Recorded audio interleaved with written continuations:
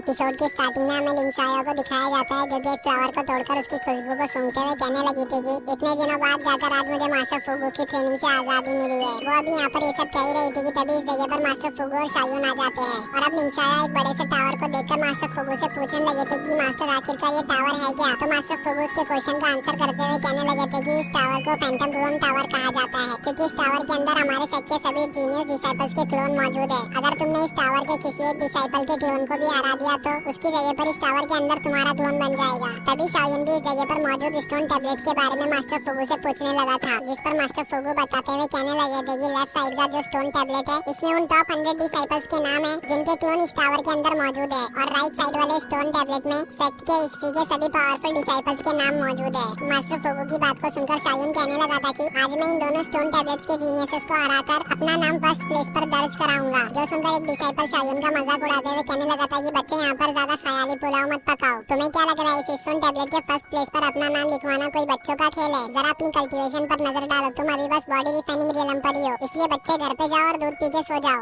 जो सुनकर लिंशाया उससे पूछते है कि आखिरकार तुम्हारे कहने का मतलब क्या है, जिस पर वो डिसाइपल कहता है कि तुम्हें इस स्टोन टैबलेट के ऊपर किसी लिंजी नाम के जीनियस बंदे का नाम नजर आ रहा है। जो सुनकर लिंशाया स्टोन टैबलेट के ऊपर नजर घुमाती है मगर उसे लिंजी नाम का कोई भी पर्सन दिखाई नहीं देता है। तो वो डिसाइपल कहता है कि जरा ध्यान से देखो। इस डिसाइपल की बात को सुनकर लिंशाया ध्यान से स्टोन टैबलेट के ऊपर देखने लगी थी। कुछ देर ढूंढने के बाद उसे वहाँ पर आखिर में लिंजी का नाम दिखाई देता है। अब वो डिसाइपल कहने लगा था कि वो जीनियस डिसाइपल लिंजी मैं ही हूँ और मेरी कल्टीवेशन तो तुम्हारे सीनियर ब्रदर से भी ज्यादा है, मगर फिर भी मैं रैंकिंग लिस्ट के 100 प्लेस पर हूँ। जो सुनकर लिंशाया शॉक हो गई थी क्योंकि लिंजी जैसा पावरफुल कल्टीवेटर भी बस इस स्टोन टैबलेट के आखिरी प्लेस पर है। इधर हम शायून को देखते हैं जो फैंटम टावर के अंदर आ गया था जहाँ पर उसे लिंजी का क्लोन दिखाई देता है जो लिंजी की तरह ही अपनी तारीफें करने में लगा हुआ था। तो शायून उसका मुंह बंद करने के लिए उसके मुंह पर एक पंच कर देता है मगर वो शायून के एक ही पंच में नॉकआउट हो जाता है। बाहर की तरफ हम लिंजी को देखते हैं जो लिंशाया के पास आकर कहने लगा था कि जूनियर मुझे तुम बहुत ही ज्यादा टैलेंटेड मालूम होती हो, तो फिर क्यों ना तुम मुझे ज्वाइन कर लो। अगर तुमने मुझे ज्वाइन कर लिया तो तुम भी मेरी तरह काफी ज्यादा स्ट्रांग हो जाओगी।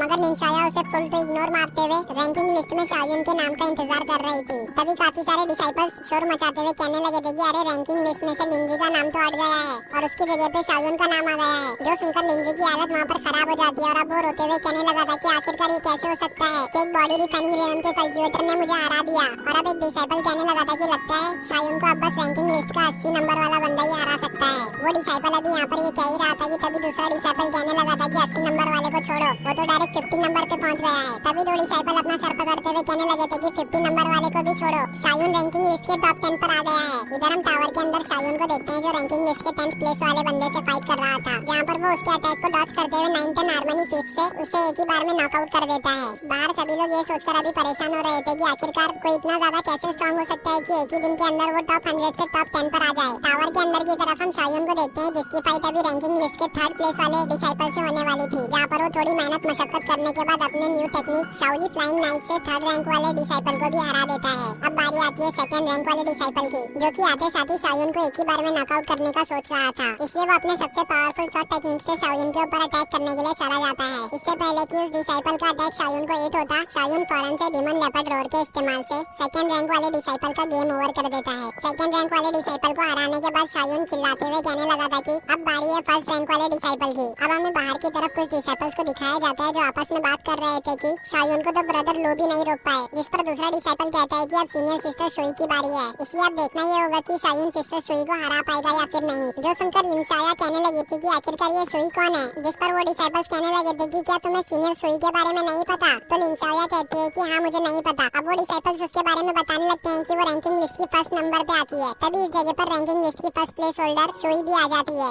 जिस पर वो दोनों डिसाइपल्स कहने लगे थे कि अरे शायून के परफॉर्मेंस को देखने के लिए तो इस जगह पर सीनियर सिस्टर शुई भी आ गई है। तभी एक डिसाइपल कहता है कि मुझे नहीं लगता कि शायून सिस्टर शुई को हरा पाएगा क्योंकि इनकी पावर बेमिसाल है, जिस पर दूसरा डिसाइपल कहता है कि तुम कह तो बिल्कुल सही रहे हो, लेकिन कभी शायून ने सिस्टर शुई को हरा दिया तो फिर क्या सिस्टर शुई अपने प्रॉमिस को फुलफिल करेंगी। गाइस अब हमें टावर के अंदर का सीन दिखाया जाता है जहाँ पर सिस्टर शुई शायून से कह रही थी कि अगर तुमने मुझे हरा दिया तो मैं तुम्हारी फॉलोवर बन जाऊंगी और हमेशा के लिए तुम्हें फॉलो करूंगी। जो सुनकर शायून अपने मन में सोचने लगा था कि क्या इसे डर नहीं लगता कि अगर आज के दिन मेरी जगह पे कोई बुरा पर्सन होता तो वो इससे कुछ भी करा सकता था। अब सिस्टर शुई शायून के ऊपर अटैक करने के लिए चली जाती है, जहाँ पर शायून उसके अटैक को अपने टाइची की डिवाइन पाम से ब्लॉक कर रहा था। शाओलिन शुई के अटैक को ब्लॉक तो कर लेता है मगर वो खुद भी 2 कदम पीछे हो गया था। अब शुई शाओलिन से कहती है कि मैं इस बार बिल्कुल भी तुम पर रहम नहीं दिखाऊंगी, इसलिए मेरे अटैक को रिसीव करने के लिए तैयार हो जाओ। शुई के बात को सुनकर शाओलिन भी उससे फाइट करने के लिए पूरी तरह से रेडी हो जाता है और अब वो दोनों आपस में फाइट करने लगे थे, जहाँ पर इन दोनों में से कोई भी हार मानने के लिए तैयार नहीं था। इस वजह से शुई अपनी special technique ice Z sword से शाओलिन के ऊपर अटैक कर देती है, मगर वहीं पर शाओलिन भी मास्टर ड्यूटियन के द्वारा सिखाए गए डिफेंस टेक्निक गोल्डन बेल को यूज करता है, जिस वजह से शुई का एक भी स्वॉर्ड अटैक शाओलिन को टच नहीं होता है। और अब शाओलिन 9-10 हार्मनी फिस्ट के 8 फॉर्म से